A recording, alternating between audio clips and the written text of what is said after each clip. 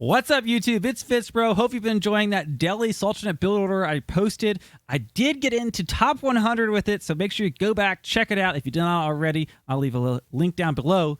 But this game I wanted to show you is one of the fastest Castle Age timings I've seen before in this game, and this is against a China player.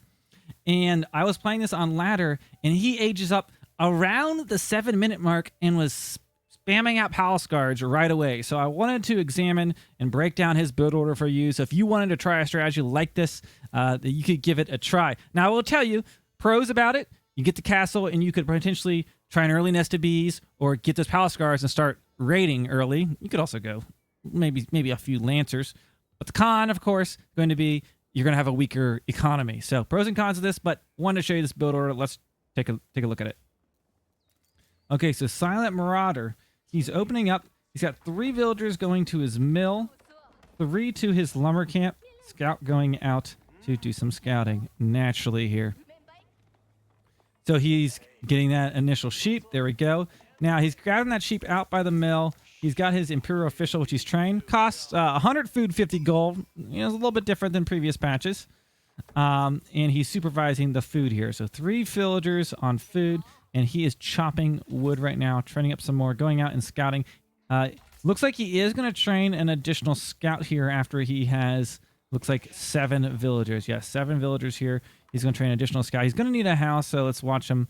I'm sure he's about to drop this here very soon. Going out and do some scouting. Now, I'm playing the Delhi Sultanate, by the way, and my goal was kind of take all these sacred sites. And he got up so quick. I had no military, and honestly, this was very close to being disaster for me. But I think this strategy could work against other opponents that are playing super greedy like I was kind of in this game. Okay, so he's dropping down that village. So he was chopping that wood, getting that village. You can, of course, get this village now in the Dark Age. It didn't used to be the case, and that's going to support 40 population. So, you know, that's all the population he needs for quite some time. Currently has 5 villagers on sheep, still supervising with this Imperial Official. He is chopping for wood. I think he's maybe going to go for a gold mine, perhaps.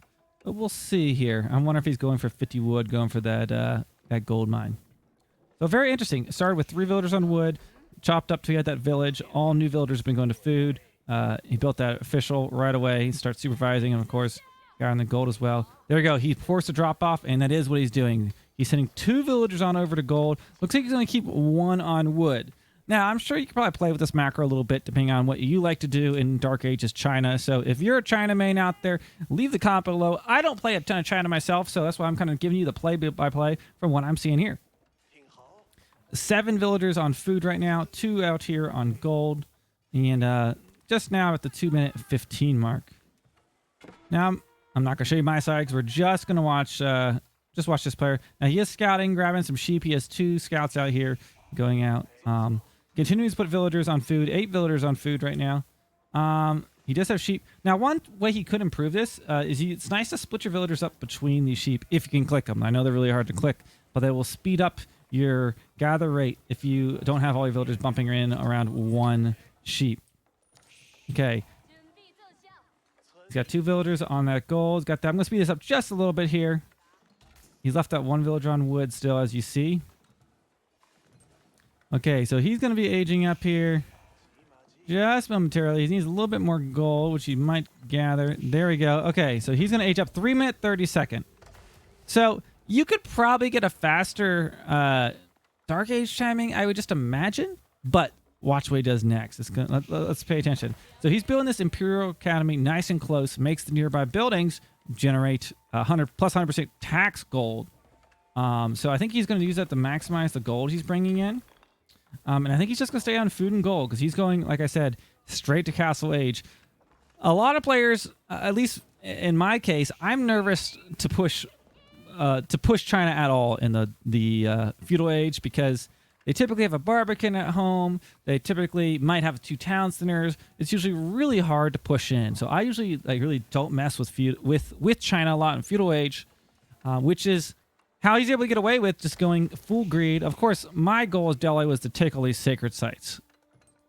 So he's finishing up this Imperial Academy, building that with 4 villagers right now, 2 on gold. Let's speed on through here. See what he's got going on next. Okay, so continuing just to go food and wood, food and gold. So he still just has one villager on wood there. Everyone else is on food, eating those sheep, and he's gonna have berries here, so he's gonna have plenty of what he needs to age up. Now I do notice he has not gone for wheelbarrow, and I don't know if that's purposeful. I guess he's probably wants to save that gold so he can get up as fast as possible. And maybe he'll get that wheelbarrow later on, so maybe he's just decided to pass up on it. Now, mind you, we're second age. I've built, one military building. I got my barracks. Doesn't matter what I have. It's like, I'm really not going to... I mean, the only thing that would be a problem is if I pushed super early with archers, which would be risky for me to do. But, perhaps...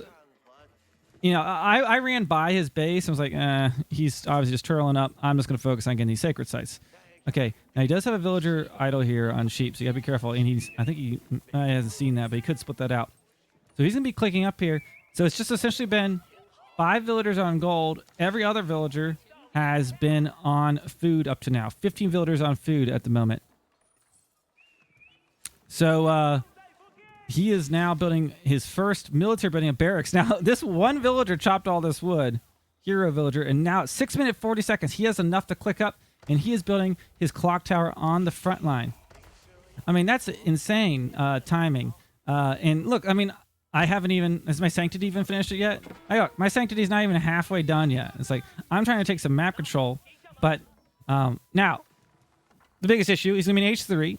And he's going to need to be able to, support this with a less than... Not a super strong economy, right? Or at least not as strong as if he had gone 2 town centers or something like that. Or for a dynasty. Now, he's been running around to scout, so he probably has an idea what I'm up to. And then as he ages up here, he's got 1 barracks, and he's going to be able to immediately train his first palace guard. This is the 7 minute and 28 minute mark, 28 seconds mark. Look at this. My Sanctity is not even done yet. I've just finished my hardened spearmen. I've built some towers, but that's it. And look at this. He's supervising this. So from 1 barracks, he immediately starts spamming palace guards out. And I think this is the power in this. Honestly, he could have probably even built this like towards the front line just to get like just a little bit closer. And he's running out here. Now, I ultimately end up winning this game because I feel like I distract his palace guards and pull him around for a while. But, I mean, look at this. He already has... We're at 8 minutes. He already has 4 palace guards running around. I'm nowhere close to aging up. If you look at my... Look at me. Nowhere close to aging up. There's nothing that I can train right now. I've got a barracks. I have not really trained any military. I am not going to be able to contest his palace guards. He starts to like harass my sacred sites, but honestly, he could have just ran straight in here. Like, if he had just camped this gold right here, wouldn't have even been able to age up. I would have been stuck in the second age, and he could have just worn me down. And with this macro he has here, all these villagers on food and gold. Look at this. He's doing a lot of this off of, by the way, look at this. 260 gold in this mill. He's just supervising and doing this off of 1 barracks. Look at it. He already has 6 palace guards on the field. Like, he's chasing this guy around, but he could have just ran them straight in.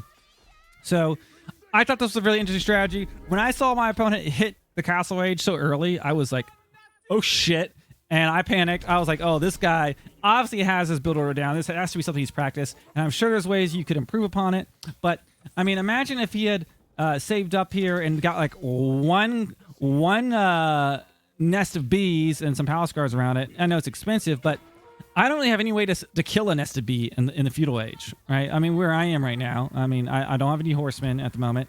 I would have been in a really rough shape here because I knew I wanted to get crossbows to try to counter these guys. So, anyways, very interesting strategy.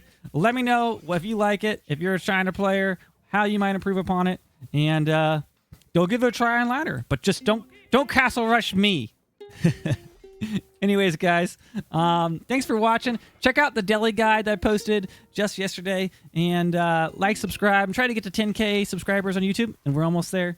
So thanks for watching, and I'll see you in the next one.